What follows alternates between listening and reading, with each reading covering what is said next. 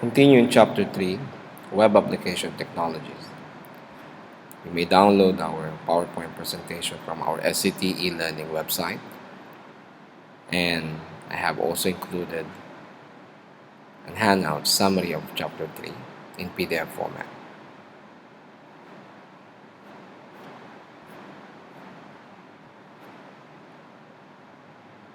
Web Application Technologies. Web application employs different technologies to implement their functionalities. So this chapter contains a short primer to the key technologies that you likely encounter when attacking web applications. So we shall examine different technology that commonly employed on the server and the client side, and encoding schemes used by represented data in different situations. Our objective is to identify the general web application technologies.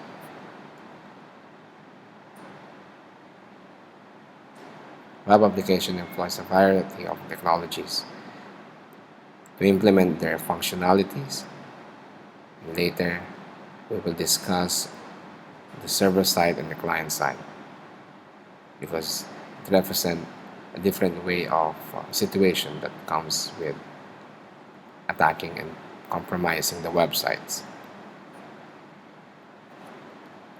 HTTP protocols. The Hypertext Transfer Protocol is the core communication protocol to use and to access the World Wide Web, and it is used by all of today's web applications. It is simple protocol that originally developed for retrieving static text-based resources. To enable its support complex distribution, HTTP uses also a message-based model, which a client sends a request and the server returns a response message. The protocol is essential for connectionless, although HTTP uses the stateful TCP protocols, which is the transport mechanism. Each will exchange of requests and response in autonomous transaction and may use different TCP connections. The HTTP requests are basically HTTP messages that consist of one or more headers, and each of separate line followed by a mandatory blank line, followed by an optional message body, a typical HTTP request shown below.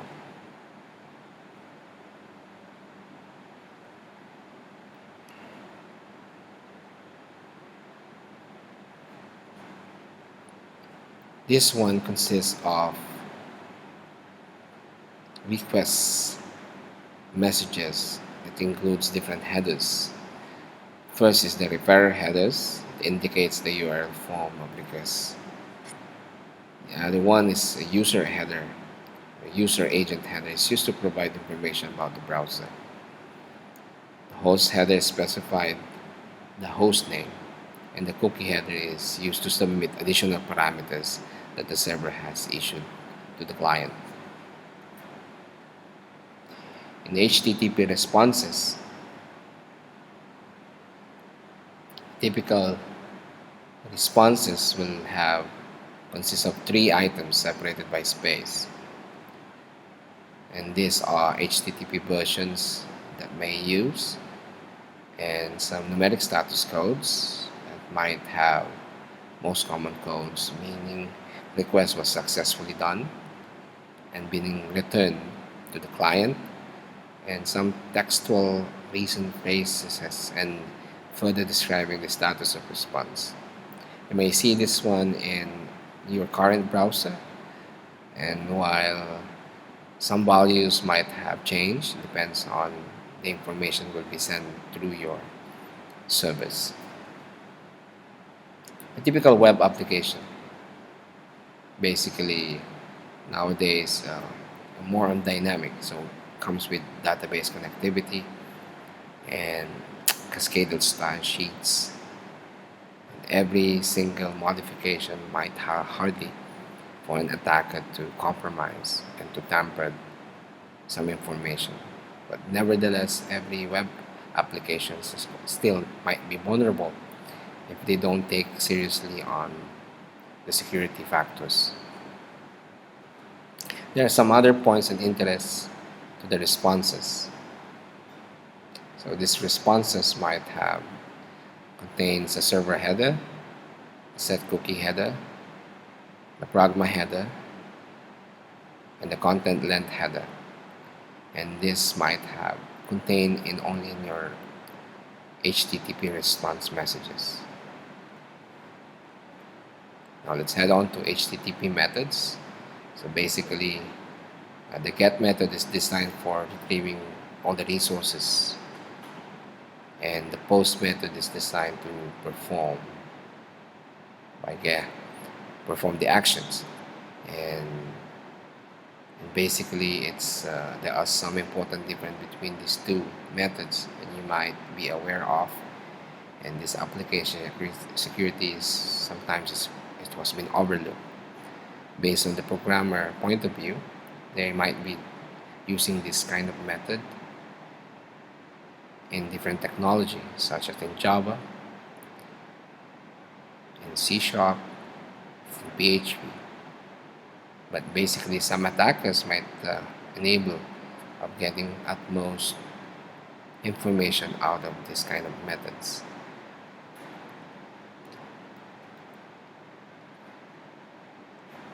HTTP/2 is basically a part of HTTP, which is the only name 2.0, and it's the second major version of the HTTP network. This kind of protocol is now widely used by the World Wide Web, and it's based on SPDY. It's being developed by the Hypertext Transfer Protocol Working Group. These are the HTTPs, where Bs means repeat or twice of the Internet Engineering Task Force. In URL, it's a uniform resource locator. It's a kind of unique identifier for a web resource via which that resources can be retrieved in utmost format most of URLs will follow, like a protocol, host name, and an optional port number, path, file, and parameter and value. Actually, the correct technical term for URL is actually URI, or Uniform Resource Identifier, but this term is really only used for formal specification and by those who wish to exhibit their pedantry. Example below is the https://mdsec.net. You can see the part of the format that shows the URLs. Even sharing of files along the network considered to be a URL. Nowadays, we can also share a document through a Google Drive or any drive available online and share it to anyone else. So which means the URL may be specified depends on a particular host or relative path or particular path on that host. In HTTPS, considered to be a kind of different level of HTTP. And from chapter 1, we have seen that HTTPS is a socket secured layer. So this added a protocol that normally that will transport all the data through those pipelines. And most likely HTTPS nowadays are secured, and basically it's protected through kind of encryption level. And this SSL has been used on most of our transfer protocol, later still be referred to using only the same informations. So acquiring HTTPS should be done on the side of administrator, most likely the network admin, that will implement another layer for protecting the web applications. HTTP proxies. In HTTP proxies are basically it's a server that mediates access between the client and the browser and the destination of a web server. Maybe the web's browser has been configured to use a proxy server.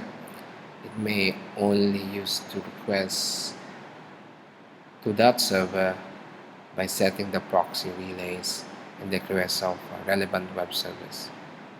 Furthermore, this kind of facility as well might also protect some unwanted people who are accessing your network.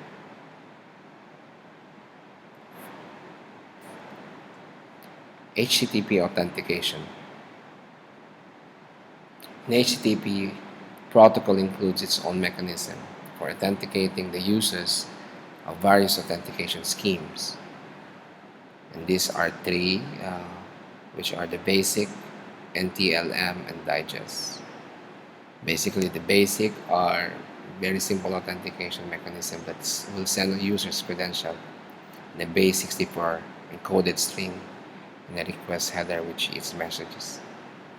The NTLM, the Network Technology Local Area Network Manager, is channels a response mechanism and uses a version of Windows NTLM protocol. Digest is also use a mechanism of MD5 checksum. It is relatively rare to encounter this authentication protocol being used by web application and deployed it on the internet, although they are more commonly used within our organization to access intranet-based services. Now let's move on to web functionalities. In addition to the core communication protocol we use to send messages between client and server, a web application employs numerous different technologies to deliver their functionalities. So any reasonably functional application may employ a dozen of distinct technologies within a server and a client components.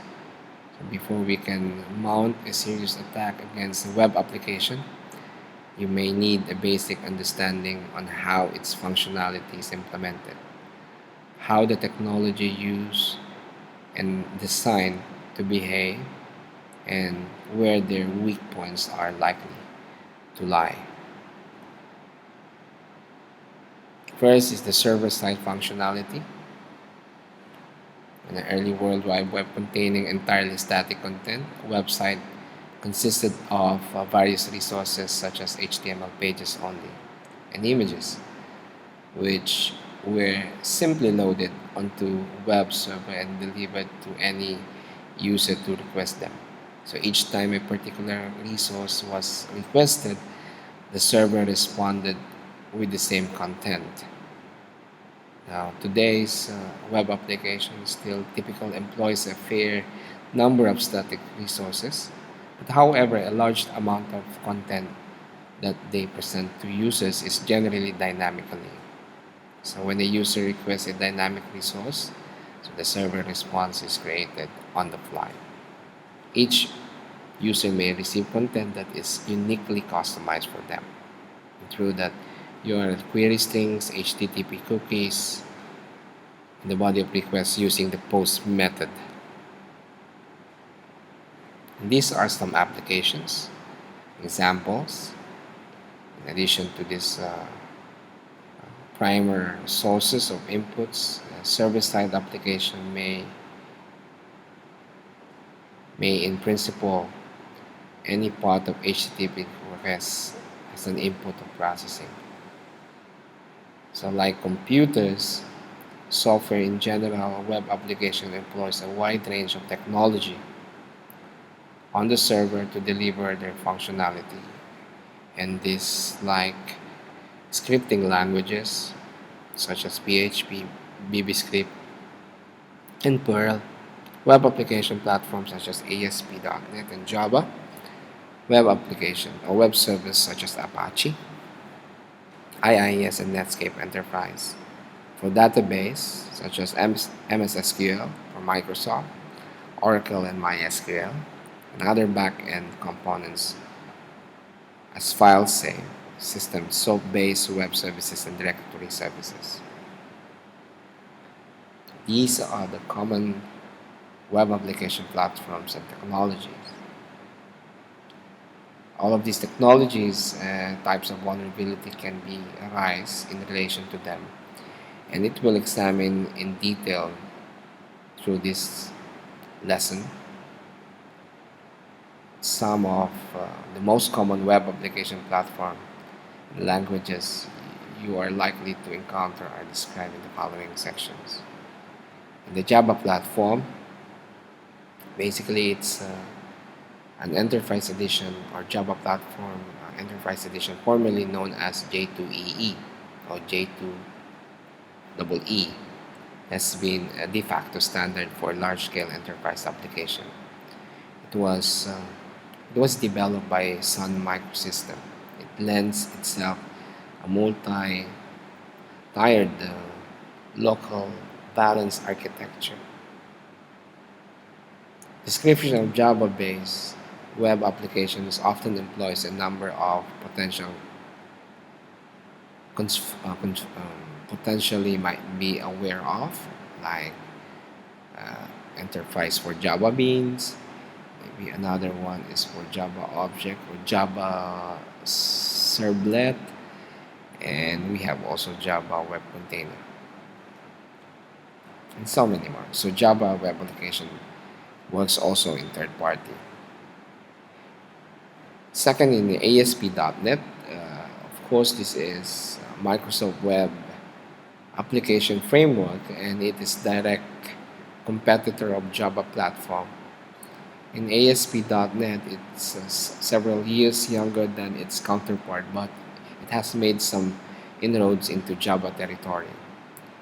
Basically, the ASP.NET uses a Microsoft.NET framework, which provide the virtual machine, the common language for runtime. It's a virtual machine, and the set of powerful APIs, so application program interface.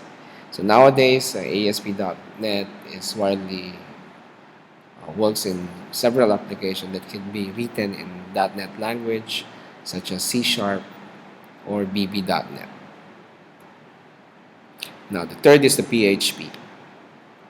The PHP language emerged out of the kind of hobby project, actually. It was named before as a personal homepage, but it has since evolved almost unrecognizable and into a higher and powerful level and more rich framework nowadays.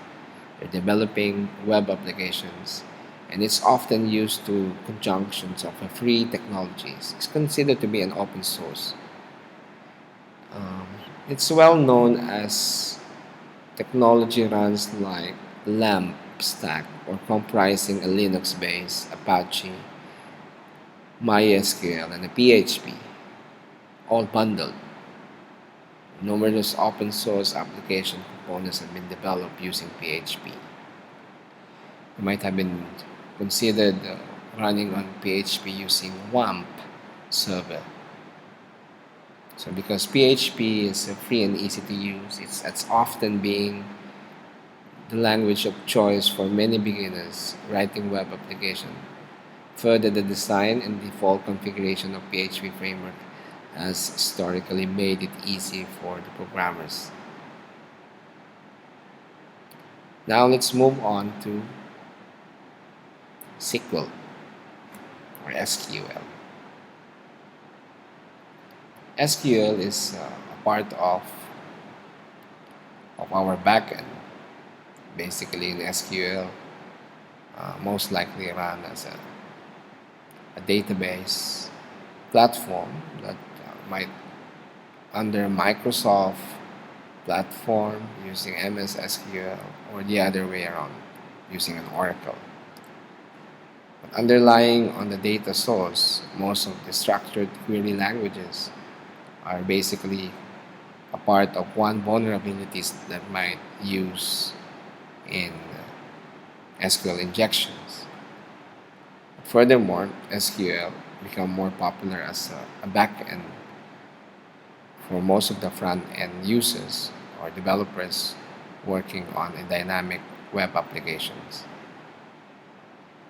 XML is extended markup language that basically um, significant development of the JavaScript has been the appearance of this, and it was a kind of technology that works on markupping and extending a kind of tags, pretty much like your HTTP or HTML, by the way, but in more an extended format. And most of the PDF format is crafted into an XML, and an XML provided special tags for deploying and retrieving data out of the database. In the client-side functionality, it's like I have mentioned, so one of the popular one is the HTML.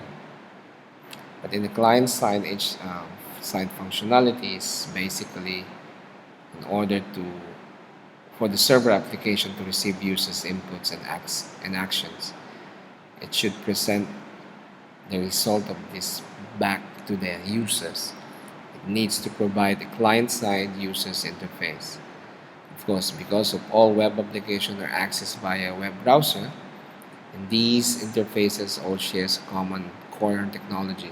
But however, these have been built in upon in various diverse way, and the way in which applications leverage the client-side technology and continue to evolve still. It's enhancing and rapidly in the recent years. Back to HTML, the first one is some more. The core technology used to build web interfaces. It is hypertext markup language, and this is a tag-based language that is used to describe structure of documents that are rendered within the browser. So from its simple beginning as means of providing basic formatting for text documents, so HTML has developed into a rich and powerful language that can be used to create highly complex and functional users interface. Of course, HTML includes hyperlinks and forms and many more. Next, for JavaScript. JavaScript is basically an hyperlink, and forms can be used to create a rich users interface capable of gathering most kinds of inputs which web application requires. But however, most application employs a more distributed model in which the client side is used to not simply submit the user's data and action, but it performs action processing data. Now let's move on to document object model, or DOM. So basically in the DOM, it's a part of client-side functionality as well, that basically it's more on the querying and updating the document objects within the browser to control the browser's behavior. Similarly to Ajax, it's significant development in use of JavaScript, and it's appeared to be an Ajax developed through JavaScript, requesting a smoother user's experience which closer to provide traditional desktop applications. And Ajax means asynchronous JavaScript and XML. It's pretty much like a combination of JavaScript and XML. So in JSON is a JavaScript object notation, is nowadays widely used in most of programming. JSON will leverage also the way of web application that has to be satisfying the user's interface. And pretty much JSON is like a combination of Ajax, and of course through made JSON it was being recompiled to a new technology. HTML5 nowadays, the new versions of HTML have become more widely reached and intuitive. And most of the responsive web application because of through the possibility of HTML5 and Web 2.0. Extensions. So basically, it's a kind of components that we go beyond the capability of a browser. And this technology might needed to be installed, pre-installed, plug in, or components may be deployed in such a way we could manifest a browser that could perform well in web applications. And this kind of installing a native kind of file, or you might have download or patch sometimes. And this technology is based on the tick client likely encountered when attacking web applications. And this kind of browser extension technology might fall on Java applets, ActiveX controls, Shockwave Flash objects. Basically, this technology described furthermore in chapter 5. Now let's head on to state and sessions. And basically, since HTTP protocol itself, it's stateless, but most application needed to re-identifying the individual users across multiple requests. So in order for the correct set of state data to be used to process each request, this is normally achieved by issuing each user a token which uniquely identifies that user's sessions. So this token may be transmitted using any type of request parameters, but the HTTP cookies are widely used by most applications. And several kinds of vulnerability might arise also as well by handling this session. And this described in detail in other chapters. So you may see state session might include some examples like shopping application may allow users to browse the product catalog and add items to a cart, view and update the cart, and proceed to checkout and payments. Okay, so thank you very much, and see you to the next slide.